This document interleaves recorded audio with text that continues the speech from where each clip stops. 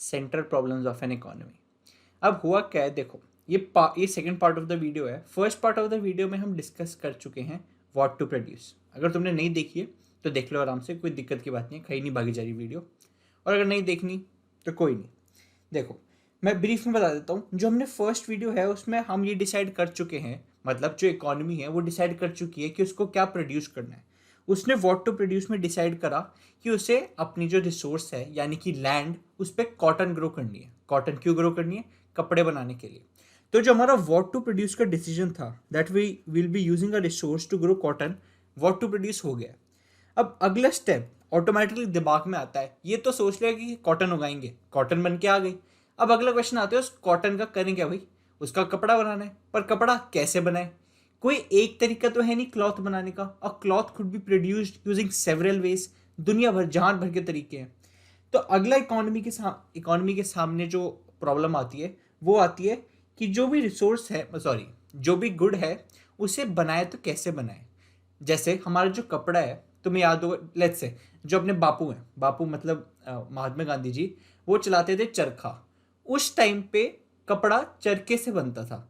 तो देखो मतलब बापू इतने पुराने ज़माने में भी बताओ इतने important economic problem, central problem solve कर रहे थे। बताओ बापू भी इकोनॉमिक्स पढ़ रहे थे तब, किसको क्या पता था इनडायरेक्टली वो यही सॉल्व कर रहे हैं।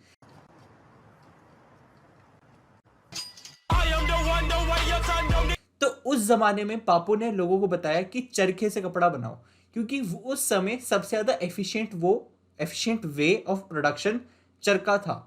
इस समय कुछ और है। तो इस समय इकोनॉमी के सामने ये प्रॉब्लम आई। तो अब सरकार अपने चीफ इकोनॉमिक एडवाइजर को बोलेगी, इधर आ भाई बेटा, ये बता मेरे को कपड़ा किस तरीके से बनाना चाहिए। तो एक इकोनॉमिस्ट कुछ चीज़ें इवेल्युएट करेगा उसका जवाब देने से पहले। वो क्या चीज़ें हैं, मतलब वो दिमाग में कैसी चीज़ें प्रोसेस करेगा वो समझते हैं। वो कैसे डिसाइड करेगा हाउ टू प्रोड्यूस वो समझते हैं। एग्जाम्पल से समझते हैं। लेट्स से एक पीस ऑफ क्लॉथ है, अपना वही शुरू से एग्जाम्पल चलता आ रहा है। हमें क्लॉथ मैन्युफैक्चर करना है। अब क्लॉथ मैन्युफैक्चर करने के, अगर मैं कहने को बहुत सारे तरीके हैं, पर जो सारे तरीके हैं उनको हम दो ब्रॉड कैटेगरीज में डिवाइड कर सकते हैं। एक है LIT, यानी कि लेबर इंटेंसिव टेक्निक, इसे शॉर्ट में LIT कहते हैं। और एक को हम कहते हैं CIT, मतलब कि capital intensive technique, LIT CIT. अब जो LIT है, लेबर इंटेंसिव टेक्निक, इस टेक्निक के अंदर वेरियस मेथड्स आ सकते हैं। जो भी मेथड्स हैं उसमें लेबर ज़्यादा और कैपिटल कम, मतलब जो भी प्रोडक्शन मेथड है उसमें लेबर का यूज ज़्यादा होगा और कैपिटल का कम। और CIT में उल्टा, मतलब लेबर कम पर कैपिटल ज़्यादा। इनके मैं एक एक एग्जाम्पल भी दे देता हूँ।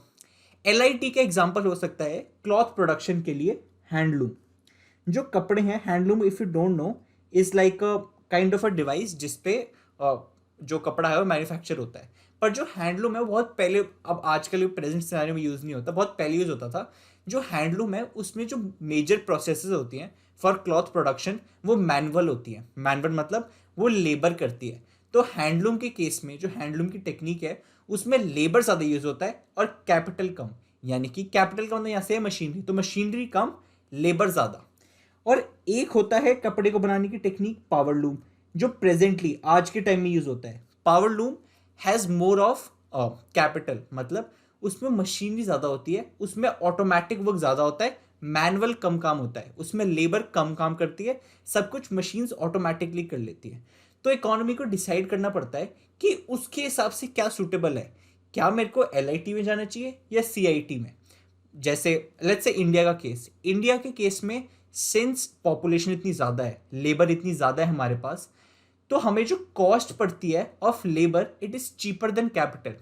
कोई भी इकोनॉमी को क्या चाहती है इकोनॉमी? हम कुछ भी प्रोड्यूस करें, सस्ते से सस्ता प्रोड्यूस करें, एफिशिएंट वे में प्रोड्यूस करें। तो इकोनॉमी वो मेथड चूज करेगी जो उसे सस्ता पड़े। इंडिया के केस में हो सकता है LIT सस्ता पड़े। क्यों? क्योंकि लेबर इतनी चीप है इंडिया में, कैपिटल महंगी है, लेबर सस्ती पड़ेगी, तो LIT कर लो। In case of developed countries like US, वहाँ पे मशीनरी सस्ती है तो उनके लिए लेबर महंगी है, तो हो सकता है वो CIT प्रेफर करे।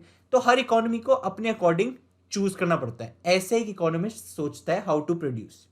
Now one more thing, guiding principle, कि मतलब जब ये डिसीजन लेना पड़े कि इकोनॉमिस्ट को, तो उसके दिमाग में क्या गाइड होनी चाहिए, ऐसी क्या प्रिंसिपल उसको ये डिसीजन लेने में गाइड करनी चाहिए, वो है combine factors of production in such a manner so that maximum output is produced at minimum cost using least possible scarce resources. एक एक करके टर्म समझते हैं. फैक्टर्स ऑफ प्रोडक्शन को कंबाइन करो. फैक्टर्स ऑफ प्रोडक्शन तुमको नहीं पता, मैं बता देता हूँ. कोई भी गुड बनता है उसके पीछे कुछ फैक्टर्स ऑफ प्रोडक्शन होते हैं. वो क्या होते हैं? लैंड. कुछ भी गुड बनता है उसके लिए लैंड चाहिए, लेबर चाहिए, कैपिटल चाहिए और entrepreneur. These are the 4 factors of production. हो सकता है वो तुमने अभी ना पढ़े हो, अभी पढ़ने की जरूरत भी नहीं है, मैं तुमको सिर्फ एक्सप्लेनेशन के लिए बता रहा हूँ. ये 4 फैक्टर्स ऑफ प्रोडक्शन होते हैं.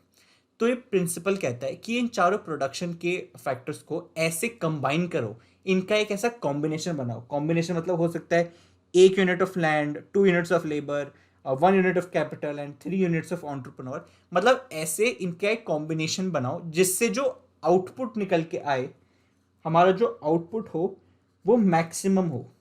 We are able to maximize our output at minimum cost. Maximum output, minimum cost. मतलब कम से कम पैसे में ज़्यादा से ज़्यादा बनाओ. जो कॉस्ट है उसको मिनिमाइज करो और फाइनली कॉस्ट मिनिमाइज और फाइनली जो रिसोर्सेज यूज हो रही प्रोडक्शन में, रिसोर्सेज सेंस स्केर्स होती हैं, उनका लीस्ट पॉसिबल यूज में बने. मतलब कोई वेस्टेज नहीं होनी चाहिए किसी प्रकार की, लीस्ट पॉसिबल. ये है guiding principle for how to produce.